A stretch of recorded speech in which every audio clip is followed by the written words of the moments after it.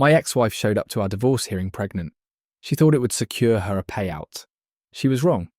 Ever seen someone dig their own grave in real time? That's exactly what my ex, Jessica, did. I should have known better. The entire divorce process had been a mess. Constant delays, tantrums, frivolous filings just to waste my time. If she put half the effort into our marriage that she put into making my life hell, we wouldn't have ended up here. But when she walked into that hearing, pregnant, I almost laughed. Not because I thought the kid was mine, I knew it wasn't. No, it was because I could already see her plan. It was like something out of a cheap soap opera. Jessica was banking on one thing: sympathy.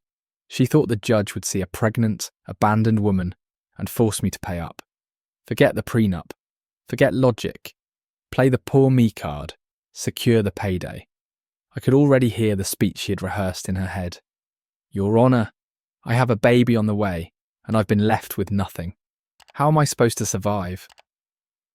All while shooting me those side glances, waiting for me to squirm. Too bad for her. I don't play dumb. And I don't lose. See, Jessica underestimated me. She thought I'd panic, get flustered, maybe even offer a quick settlement to avoid looking like the bad guy in front of the judge. But she didn't know that I had already figured her out months ago. Because here's the thing about Jessica. She was bad at lying. And she had no idea that the one question the judge was about to ask her would unravel her entire plan. Jessica was smug as hell when she walked into that courtroom. One hand on her belly, the other brushing her hair behind her ear, like she wasn't about to commit legal fraud. She even threw in a dramatic sigh when she took her seat, as if this whole ordeal was exhausting for her. I didn't react. I didn't need to. Unlike Jessica, I wasn't walking in blind. I was prepared, and so was my lawyer, Ethan. Ethan wasn't just a lawyer. He was a shark in a suit. The kind of guy who would smile in court while absolutely gutting you with the law. I hated lawyers, but after watching him rip Jessica's stunts to shreds, over the last few months, I was honestly glad he was on my side. Jessica, she'd gone through 3 different lawyers since we started this divorce. The one she had today, a newbie, fresh out of law school, desperate for his first big win. I almost felt bad for him. Almost. Because Jessica had tried this before, not the pregnancy stunt, but the manipulation, the fake distress, the "I'm just a struggling woman, Your Honour, please take pity on me" act. And the worst part, some people bought it, including my own mother. A week before the hearing, my mum called me. "Just settle," she said, sounding tired. "You don't want this to drag on forever." I pinched the bridge of my nose. "Mum, she's not getting a cent. We have a prenup." "But she's pregnant." Mum's voice softened. "Do you really want that on your conscience?" I almost lost it. "This isn't my kid, Mum." There was a pause. "Are you sure?" Was I sure? I shot back. "Mum, she cheated on me, repeatedly. I caught her." I sighed. If I actually thought this was my kid, she wouldn't need to pull this crap. I'd be there, I'd take care of them. That's the difference between us. She schemes, I take responsibility. Mum went quiet. Then after a long sigh, she said, "I just don't want to see this get uglier." It was already ugly, but I promised her I'd handle it, which brings us back to today. The judge walked in, and the hearing began. Jessica's lawyer wasted no time launching into a sob story. "Your Honour, my client has been left in an impossible situation. She is pregnant, unemployed, and struggling due to the emotional and financial strain caused by this drawn-out divorce." Jessica sniffled on cue. I didn't even blink. Ethan didn't either. He just waited patiently, letting the theatrics play out. Then he stood up, calm, collected, ready. "Your Honour, while we certainly sympathise with Miss Parker's situation, we must clarify a few things before proceeding. First and foremost." Ethan turned toward Jessica's lawyer. "Who is the father of this child?" And just like that, Jessica's entire demeanour shifted. I could see it in her face. Her smug confidence crumbled. She hadn't seen that question coming. In her mind, the pregnancy was her golden ticket. She assumed she could waltz in, play the victim, and walk out with a fat check. But legally, her pregnancy only mattered if I was the father. Her lawyer froze for a moment, then weakly muttered, "My client believes it is the petitioners." I almost laughed. "Believes," I said, letting the word hang in the air. "So there's no proof?" Ethan didn't flinch. "She believes, so we're working on assumptions now." Jessica shifted in her seat, her nerves starting to show. The judge's eyes narrowed. "Miss Parker, have you had a paternity test done?" Jessica opened her mouth, but nothing came out. I just assumed," she stammered. The judge's gaze turned icy. "You assumed?" he repeated, unimpressed. "Miss Parker, do you have any evidence to suggest the petitioner is the father?" Her lawyer looked like he wanted to crawl under the table. Jessica's face turned pale, and I leaned back, savouring the show.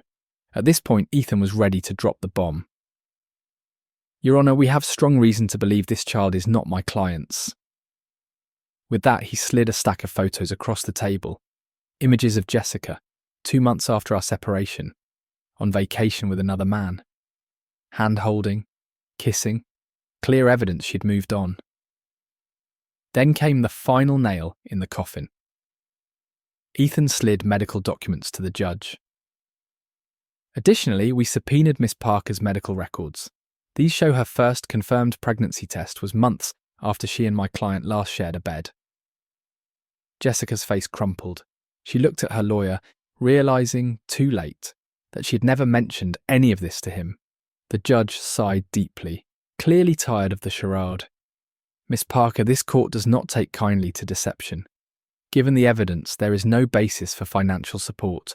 The prenup stands. You will not be receiving alimony or any additional compensation."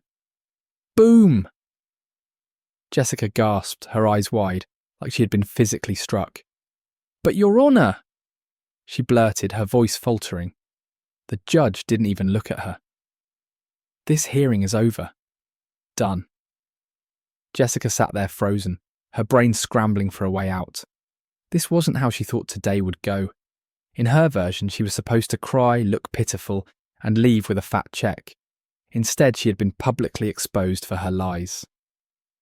Her lawyer couldn't even meet her gaze anymore. He was staring at the floor, probably re-evaluating every decision he'd made in the last few weeks. And Jessica, she gripped the edge of the table, desperate to hold on to the scraps of her scheme. But then, the tantrum began. Her last, feeble attempt to salvage something. "But Your Honour," she cried, her voice high-pitched. "This isn't fair. I'm about to have a baby, and he just gets to walk away." The judge rubbed his temples, exhausted. He'd heard it all before. "Miss Parker," he said, his voice firm, "this court does not make financial decisions based on emotional appeals. Your pregnancy has no legal bearing on this divorce unless paternity is established, which, as the evidence shows, it has not." But Jessica wasn't done. She turned in her seat, shooting me a look of pure venom. "You're really going to do this to me? To your own child?" There it was, the last desperate play. Even after everything, after being exposed, publicly humiliated, she was still trying to plant doubt, trying to manipulate the courtroom. The entire room fell silent. I smiled then. Not a polite smile, but a slow, merciless grin. "You really want to do this, Jessica?" I leaned forward, my voice cold, controlled. "You want to go on record accusing me of being the father because we can get a court-ordered paternity test right now?" Her face twitched. She was trapped. She had nothing. And in that moment I saw it in her eyes, the realisation that it was over. Everyone in that room knew it too. The judge didn't respond to her this time. He simply turned to the clerk. Done. Jessica had lost everything, but it wasn't over yet. The hearing might have concluded, but I wasn't done watching her unravel. I walked out of the courtroom with Ethan beside me, my mum a few steps behind. I half expected Jessica to slink out quietly, but I should have known better. She stormed after me, heels clacking on the floor, her face flushed with rage, hands trembling. You're a monster, she hissed. You let me sit there humiliated. I stopped and turned slowly, taking her in. I'm sorry, Jessica. Which part humiliated you? The part where you tried to scam the court? Or the part where you realised I was 3 steps ahead? Her jaw clenched, her eyes burning with fury. You set me up. I smiled, letting the satisfaction creep into my voice. No, sweetheart, you set yourself up. I just let you walk right into it. She looked like she was about to throw something at me, but then in a last-ditch attempt she turned to my mum. Are you seriously okay with this? With what he did to me? Mum hesitated, then crossed her arms. I'm not okay with what you did to him, she said, her voice cold. You had us all fooled. Once. Never again. Jessica's lip trembled. For a moment I thought she might actually cry, but then came the real explosion. I hope you rot, she spat, stepping forward as if she wanted to claw at me. I hope you... Miss Parker! A stern voice interrupted her, cutting through the tension. Jessica froze. 2 court officers had appeared in the hallway. Come with us, please, one of them said. Her head snapped around. What? Why? The judge has recommended an inquiry into potential perjury and fraud, the officer explained. You'll need to answer some questions. Jessica's eyes went wide. Wait! No, that's not... But they were already escorting her back into the courtroom. I exhaled slowly, my chest tightening with a sense of satisfaction. Ethan clapped me on the shoulder. Well, that was satisfying. I smirked. Yeah, it was. I didn't follow them into the courtroom. I didn't need to. The moment those officers took Jessica away, she was no longer my problem. But I stayed informed. Turns out the judge wasn't just pissed. He was making an example of her. Faking financial distress. Bad. Manipulating the court. Worse. Lying under oath. Perjury. Her fraudulent claims flagged her case for financial fraud. It wasn't just about her being denied alimony. It was about her digging her own grave. In the months that followed, I heard bits and pieces.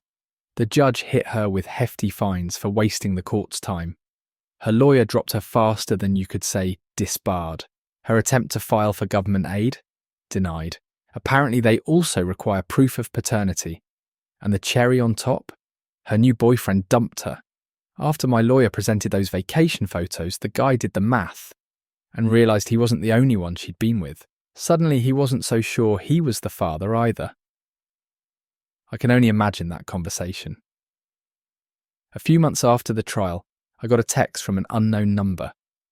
Jessica, I hope you're happy.